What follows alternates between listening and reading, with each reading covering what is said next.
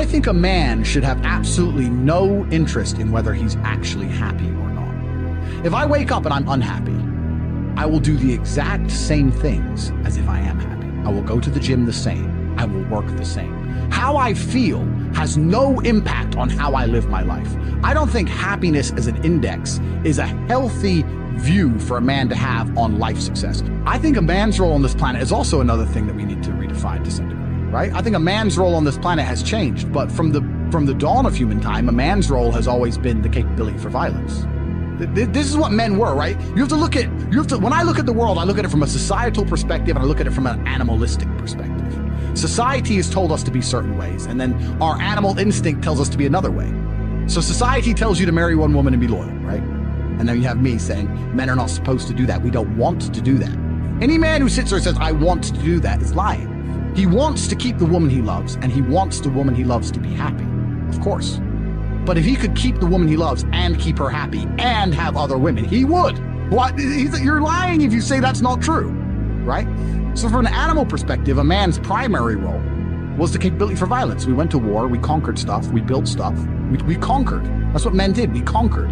To this day, still now, if you look at men, many of them are still trying to conquer the world one way or another. Some men are born with something else inside of them, with a fire inside of them, which cannot be extinguished by beans on toast, TV at night, 9 to 5, sitting around with your wife. I know me as an individual, I could not be satisfied with that. That doesn't mean I look down on the people who are. Absolutely, congratulations. But my time on the planet, I guarantee, will be more eventful. I will die with more stories. I would have made a bigger ripple in space-time because I refuse to comply with just the average, this is okay, you'll be happy with this, take it.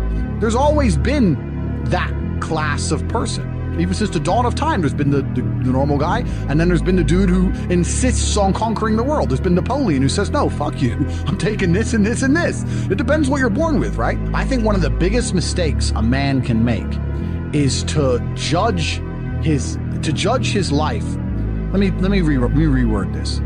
I think a man should have absolutely no interest in whether he's actually happy or not. If I wake up and I'm unhappy, I will do the exact same things as if I am happy. I will go to the gym the same. I will work the same. How I feel has no impact on how I live my life. I don't think happiness as an index is a healthy view for a man to have on life success. But I think for a man, if you're waking up and going, oh, am I happy? Am I not? You're looking at life wrong. I think of a man, if you put happiness if you move it down the scale, right? And you start looking at, am I successful? Am I competent? You know, am I achieving things? Am I respected? If you start to look at these indicators of your life, you're going to end up being happier without actually analyzing if you're happy or not. So for me, I understood very, very well that $500,000 a month is good, but $1 million a month is better. And I also very, very much understood that as soon as you stop pushing forward, as soon as you go stagnant, you're dying. Right? As soon as you stay in one place, you're slowly on the way down, right? If your podcast, if your channel now were to stagnate in views, you'd be worried. That's effectively dying. It has to grow at all times. So every business has to work. So for me, I was under enormous pressure. I didn't think, oh, I have plenty of money now. It was the complete opposite. I wanted to work harder, more hours. I found the tap. Bro, if there was a golden tap that unlimited money and you had buckets and you took one bucket of money, would you just take that bucket or would you run back and get another bucket and run back and run? I couldn't stop. I couldn't sleep. I'd wake up to go piss at 3 a.m, take a piss. And by the time I finished pissing, I'd be like, I've slept 3 hours, that's enough. And wake the chicks up and put them back online. I couldn't get out of my brain because I saw that I'd replaced fighting, which I loved, with this. And this was my chance to escape the matrix. Bro, this has been inside of me since as early as I can remember. I remember walking to sixth form college. I was 16 or 17 with my 4 friends, and a Ferrari burnt past us. I said to my boys, I was like, man, how'd that guy get that car? And they're like, don't know. I was like, doesn't that annoy you? I'm like, why would it annoy me? Because we're going to school. Our parents are on council estates. Like, we're trying to scrape 20 pounds a week to eat. This dude has 400 grand for a car. Doesn't that aggravate you? Doesn't that show you that there's something about the world you do not understand? That you're missing something? And they're all like, not really. And they're all the dudes who are right now at home, 9 to 5, couple blowjobs, da-da-da. I was never that guy. I was pissed off for weeks because I saw some dude in his Ferrari. Do you understand? I was like, no, I have to. So now when I push my Ferrari, I'm like, this is the full circle. This is the universe giving me what I've always been manifesting. Does that make sense? So now when people say, Andrew, why do you have 17 supercars? Because I have 17. I have every brand you can fucking name. I have 17 cars. I have over $10 million of cars. But because it was a car, these cars used to piss me off. So now I have to have them all. I don't even drive them. I have to have them. I'm trying to conquer the earth, my friend. Maybe I'm crazy, but this is what I'm trying to do. It's what I've always been trying to do. So I've never been satisfied. To this day, I'm making more money now than I was making in my cam days. I'm still not happy. But I don't judge my life on happiness. I don't look at it that way. I look at all the other human metrics and say, where am I failing? Am I in good shape? Yeah. Am I rich? Yeah. Do I have good friends, good connections? Yeah. Do I do whatever I want? Am I free? Tick, tick, tick, tick, tick, tick, tick. Well, fuck it then. Then life's fine. You know? I'm happy every day, right? Let's say happiness is a scale. If you're not distraught, then you're happy. And I mean that like 3 or 4 times in your life, like a family member is going to die, or something really bad is going to happen and you're going to be devastated. And when you're distraught, you can't even talk. Like, you know, when you're genuinely heartbroken, you can't even speak. You can't even talk. You just want to be left alone and you can't talk. Those days are coming for all of us. Either we're going to die or someone we love is going to die. Those days are coming. This is guaranteed. So until those days come, I'm happy. I'm very binary. Yes or no, 1 or 0. Unless I'm distraught, I'm happy. Now, happiness can be a sliding scale, right? I can be less happy some days than others, but I'm still happy because I'm not distraught. There's a really interesting show I watched a long time ago, and it was a documentary about colors. And it was saying they found this tribe in Africa, and in the tribe in Africa, they had different names for the colors than we have. And they got 2 different shades of blue, which were basically identical. Like blue, one kind of blue, another kind of blue, basically identical. And to them, they were completely different colors. But then they put like blue and yellow, and they couldn't tell the difference. They couldn't tell the difference because the blue and the yellow had one name, and these 2 kinds of blues had a different name. What they were trying to say is, if your brain is associated a name with something, it's very hard to work out the difference between the 2 things that have the same name. Does that make sense? Yeah. So I'm never unhappy. I'm happy always. Do you understand what I mean? If I'm not distraught, I'm happy. So I never wake up and go, oh, I'm unhappy today. I wake up and go, oh, I'm a little bit less happy today, but I'm happy. I've labeled myself as happy. I've labeled myself as lucky. I'm labeled these things, and I truly believe them. I will pass any lie detector test today that I'm the most content, happy man in the world, because that's what I've decided. That's what I've labeled myself as. I talk to people all the time like, oh, I'm unhappy, I'm depressed, and I'm like, stop saying it. You're saying it. Yeah. Why are you saying it? You're happy, my friend, because you're talking. If you're truly unhappy, you don't talk. Think of the last time you lost a family member. The first thing you did, you sat in silence for half an hour. First, you get a phone call and you just sit there. And someone goes, what's happened? And you might give them a few words. That's unhappy. If you're running your mouth down the pub about being unhappy, you're attention seeking. That's what you're doing. So a lot of people are labeling themselves, and I absolutely refuse to take my own power away. There are so many things in the world trying to kill us. Like, you got enemies, you got people on the streets with blades, you got bacterias, fucking lions. Oh, I've got enough enemies, bruv. Sharks want me dead. I've got enough enemies. Why am I gonna take my own power away? And this is what people really don't yet understand. There's only one thing on the planet you actually have control over. You can't control the weather. You can't control your health. You can get brain aneurysm or a heart attack. You can't control other people. The only thing you can actually really truly control is what you think. That's the only thing you can change in real time. You can be thinking of red, you can change it to blue. So why are you not controlling your own mind? It's your asset. It's your ally. It's your friend. Why would you make an enemy out of the only thing you have control over? I refuse to do that. It doesn't make sense to me. The worst thing on earth that could happen to a man could happen to me. And I guarantee you, I would still label myself happy. I'm happy because that's who I am. That's how I view myself. That's what I've decided. You have to decide what you want in life. I want to conquer the world. And if you're going to conquer the world in the modern society we live in, that's going to be a fiscal conquer. That's what you're going to do. You're going to make a bunch of money. How else are you going to conquer?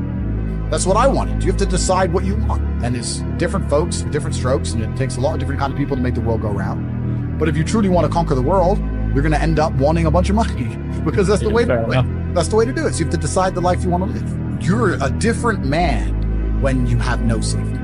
You're a different man when you have to pull it off. No, I need to. No, I literally have to pull this off. I have to roll the dice. Most men don't understand what it feels like to roll a dice and you have to get a 6. No, what do you mean you have to? No, I have to get a 6. Yeah. Oh, but what if you don't? No, I have to get a 6. You're not understanding me. So that's extremely character building. And for that reason, I'm going to make sure that my children, another thing that comes with it, I took a bunch of risks that I would never be comfortable with children taking. This is the problem. You go soft, right? Yes. I was riding around on a motorcycle with no insurance, running from the cops. Yeah. I could have been splattered on the road. And I would never want my son to do that. But at the same time, I want him to be like me. So it's difficult. As for my teenage son, I'm gonna try very hard to. He's gonna have problems he needs to solve. And I think if you're a young man, even if you're not my child, if just any man who's out there in the world, you need to look at some problems that need solving, either for yourself or for society. I think that you should just adopt some problems and try and fix them. It's a matter of what it is. You just try and fix the litter in your area, or try and get a 6-pack, or whatever you want. Men are builders. The modern world, call me misogynistic, the modern world was built by men. Every building you're in was built by men. Every road you drive on was built by men. We're builders, we build things, and that's what you should be focused on. And like I said before, if you're hardworking, you build, and I think you'll do well. That's what you do. You can't hide away from the brutal realities of work. That's it. And while we're on the subject, that's actually where these last 2 years have been pure clown world, because I've known some people who've made a bunch of money in crypto, and I've said to them, what you've just gone through, what you've just done is once in a generation, and it's completely ruined. Because normally if you make, let's say, 200 grand, you have learned lessons to make that 200 grand. You've learned marketing, you've learned sales, you've learned how to manage staff, you learn how to deal with pressure, you learn how to be on time, you've learned a bunch of things. So you can continue it. So you can continue. And even if you lose all the money, you retain the lessons. 100%. What have you learned? You bought a coin, it went up. Okay, good. You have not learned a single fucking thing about how money is made, about personal development. You didn't even learn how to have a firm handshake and put on a tie. You learned nothing. You pulled it off, you made a few dollars. You've lost them. And now, the worst thing about it is, you think you're too good for work. You think you're so smart now. Yes. God made it. This is the next one. You got lucky. Now you think you're too good to actually get up and grind. You think you're just going to pull it off again. Another lottery. And you don't think you have to work very hard. And guess what's going to happen? It's going to fucking work. Because that's not the reality of the world. That clown world shit is over. All that shit is over. We're about to get to harder times than ever. If you're sitting at home, you made a bit of money with crypto, and you think, don't worry, it's going to go up again soon. You're just praying for some external force. That's not self-accountability. Sitting and watching the Bitcoin price, waiting for it to go up so you have money is not self-accountability. That's prayer. You might as well just do the lottery numbers. All these people who made money in this clown world, a lot of them haven't learned any lessons about the reality of birth. It's about to get a lot harder. I can never be. My skill set, the people I know, my phone book, my reliability, my reputation. You could take all of my money today. I'll be a millionaire again in 2 weeks. I can call people and say, lend me 10 mil. Oh, that's Tate.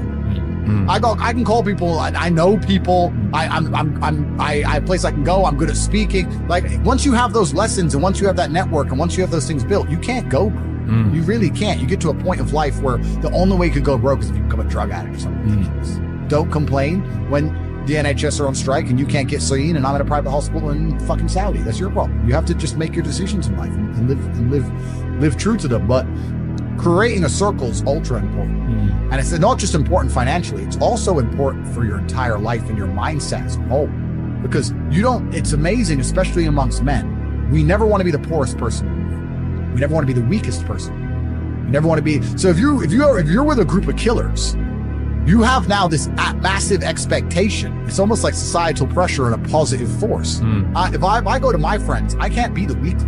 If everyone does X amount of push-ups, I have to do it. You might get dropped out. Yes, well, you don't want to. That's not happening. You don't want to feel that way, right? My team, it's not just about how we make money. It's also an entire mindset. I don't want to be the only scared one in the group. If me and my 6 closest friends are walking down the street, a couple guys came up to us with machetes, I know they wouldn't be afraid. So now no one's afraid. Now you're fucked. Now the guys with a machete should be afraid. It's like an army. It's like a gang, right? You have to have that mentality. So it's not just even about money. It's about your entire life you create. If you're a person, if you're a man, and you're out here and you go, you know what? Who do I want to be? I want to be strong and rich and brave and respected. Then I need friends who are strong and rich and brave and respected. That's what you need to do. If you're going to say, oh, I want to be these things, but I hang around with this guy because we play FIFA together, then you can stay a fucking loser. And that's your decision. Stay a loser. I have no sympathy for losers. I want to make this another thing clear that ends up on TikTok and will cross your eyes now. I don't give a solitary fuck if you want to stay at the bottom of the societal totem pole. If I'm going to ignore how I feel day after day so I can perform, regardless of whether I'm sad, happy, pissed off, tired, if I'm going to get up and work anyway when I'm tired, how do you expect me to feel sorry for you because you didn't work when you were tired? If I don't care about my own emotions, I certainly don't give a solitary shit about yours. If you want to stay a loser, stay one. Good, it's fine. Stay a loser. I have no sympathy for you. I don't care.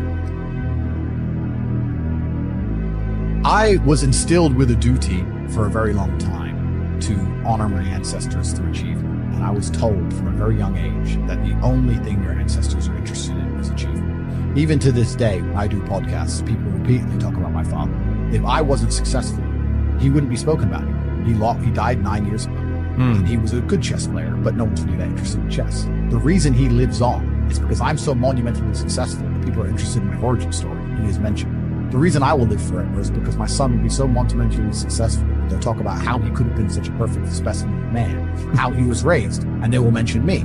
If you give a shit about your ancestors, if you give a fuck about your family, you're not a selfish person, and you want them to exist out in the ether for reality, for the eternity of reality, it is your duty to be successful. So if you love your family and you love your last name and you're proud of yourself, then you have a duty to be massively, monumentally successful, to show homage to your ancestors. I find it amazing there are people out here today who are going to sit and say, oh, I'm sad, I'm too depressed, I don't want to work hard. Do you understand that only 200 years ago, there were peasants out working a field, starving, surviving the Black Death, surviving the plague, struggling to exist just to reproduce so that 200 years later, you can be the end of their bloodline, for you to sit on your ass and do fucking nothing. Like, well, you're a fuck up.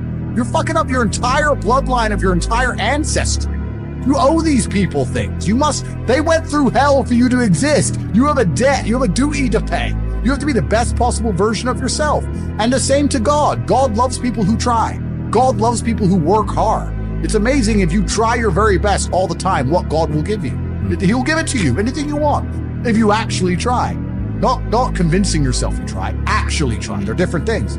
But yeah, I was instilled with this because from a young age, my dad said, you're a Tate. And Tates are the greatest people on the face of the planet. And there's gonna be a day I'm not here anymore, and they're gonna talk about me because of how fantastic you are. So go do your fucking job. A lot of people don't have the ability to understand the compounding effect of doing the right thing time after time. Even if you start a new business and you don't know what to do. I guarantee if you're always on time, if you're a builder and you're always on time, take the basic shit, just be on time. Yeah. Over time, you may think, oh, I'm just on time, no one notices. Trust me, across 10 years, that's the difference between being a successful builder and not being successful.